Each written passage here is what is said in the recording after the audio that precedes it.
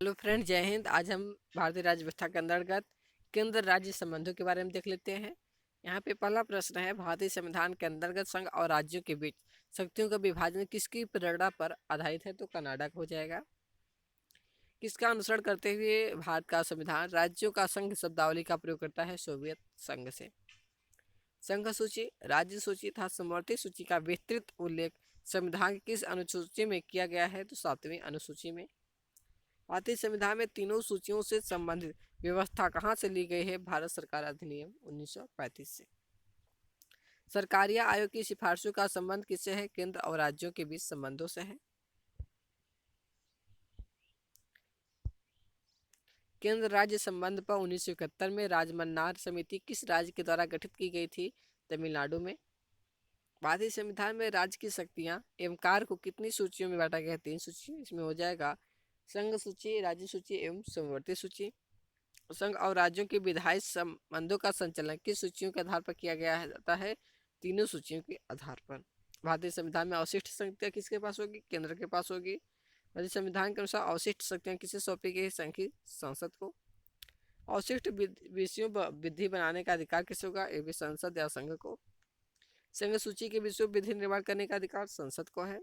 राज्य सूची के विषयों पर विधि बनाने का अधिकार राज्य विधानमंडल को है। समवर्ती सूची के विषयों पर विधि बनाने का अधिकार संसद तथा राज्य विधानमंडल दोनों को है। यदि समवर्ती सूची के किसी विषय पर राज्य विधानमंडल द्वारा निर्मित अधिनियम उसी विषय पर संसदीय अधिनियम परस्पर विरोधी हो जाए तो संसदीय अधिनियम राज्य अधिनियम पर अभिवासी होगा, यानी संसदीय जो अधिनियम होगा वह मान्य होगा। किन स्थितियों में संसद राज्य सूची के विषयों पर विधि निर्माण कर सकती है? तो आपातकाल की स्थिति में, राज्य में अगर संवैधानिक तंत्र की असफलता की कंडीशन में और अंतर्राष्ट्रीय संधि को लागू करने की स्थिति में, इन कंडीशनों में क्या है, संसद भी कानून बना सकती है राज्य सूची के विषयों पर। केंद्र राज्य संबंधों पर विचार करने के लिए सरकारी आयोग का गठन कब होता है? 1983 ईस्वी में। समवर्ती सूची में लिखे गए विषयों पर अधिनियम बनाने का अधिकार किसके पास है? राज्य एवं संघ दोनों के पास। किस सूची के अंतर्गत आने वाले विषयों का नियमन बना सकने का संसद को एकमात्र अधिकार है? तो संघीय सूची पर। मूल संविधान में संघ सूची में 97 विषय दिए गए थे। वर्तमान में विषयों की संख्या की बात करें तो 101 है।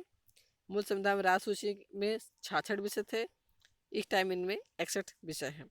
मूल संविधान में समवर्ती सूची में 47 विषय थे, लेकिन इस टाइम 52 विषय हो गए।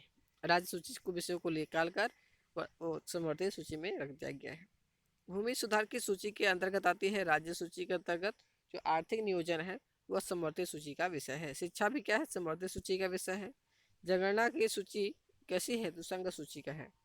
सामाजिक सुरक्षा एवं सामाजिक बीमा विषय है समवर्ती सूची में। शिक्षा को एक किस संविधान संशोधन द्वारा राज्य सूची हटाकर समवर्ती सूची में किया गया? 42वें संविधान संशोधन के द्वारा। लोक स्वास्थ्य की सूची के अंतर्गत है और राज्य सूची के अंतर्गत। वन की सूची के विषय के अंतर्गत आते हैं समवर्ती सूची के अंतर्गत। विवाह, संविध, श्रम कल्याण, बीमा, आर्थिक एवं सामाजिक योजना किस सूची के अंतर्गत आते हैं? समवर्ती सूची के अंतर्गत। मुद्रा, प्रतिरक्षा, बैंक, प्रादेशिक मामले, डाक, तार, नागरिकता, जेल आदि विषय किस सूची में रखा गया है? संघ सूची में। पुलिस, न्याय, जेल, स्वास्थ्य, कृषि, सिंचाई आदि विषयों को किस सूची में रखा गया है? राज्य सूची में। 42वें संवैधानिक संशोधन द्वारा वन, शिक्षा, प्राणियों का संरक्षण और नाप तौल को राज्य सूची में किस सूची में स्थानांतरित किया गया है? राज्य सूची से तो समवर्ती सूची में। सीमा कर की सूची का विषय है संघ सूची का। 42वें संविधान संशोधन द्वारा समवर्ती सूची में जोड़ा गया है जनसंख्या नियंत्रण। विधायी शक्तियों की संघीय सूची में समाविष्ट किसी विषय के संबंध में भारत के उच्चतम न्यायालय के अधिकार क्षेत्र बढ़ाने का अधिकार किसे दिया गया है? संसद को। केंद्र और राज्यों के बीच वैधानिक शक्तियों का बंटवारा हुआ 7वीं अनुसूची में। रेलवे भारत के संविधान कौन सी अनुसूची में आता है? केंद्रीय सूची का विषय है। अब हम देख लेते हैं भारत की राज्य व्यवस्था के बारे में। तो भारतीय संविधान में कौन सी अनुसूची में राजभाषाओं का उल्लेख है? तो 8वीं अनुसूची में। संविधान की 8वीं अनुसूची में सम्मिलित भाषाओं की संख्या कितनी है? 22 है। भारतीय संविधान में किन अनुच्छेदों में राज्य भाषा संबंधी प्रावधानों का उल्लेख है? आर्टिकल 342 और 300 43 से लेकर 351 तक में। भारत की राजभाषा हिंदी है। भारतीय संघ की आधिकारिक भाषा के रूप में संविधान द्वारा किसे मान्यता प्राप्त है? हिंदी को।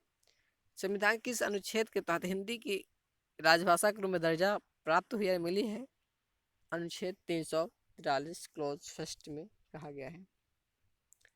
किस भाषा को यानी किसी भाषा को किसी राज्य की राजभाषा के रूप में अंगीकार करने का अधिकार किसे है? राज्य विधानमंडल को।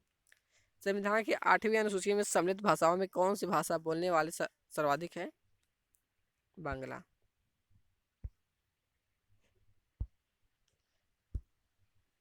संविधान की 8वीं अनुसूची में सूचीबद्ध कौन सी एक किसी राज्य की राजभाषा है? तो उर्दू। किस राज्य ने उर्दू का राजकाल की भाषा के रूप में अंगीकार किया? जम्मू कश्मीर ने। डोगरी भाषा किस राज्य में बोली जाती है? जम्मू कश्मीर में। भाषा के किस राज्य में उर्दू को प्रथम राजभाषा का दर्जा प्रदान है? जम्मू कश्मीर में।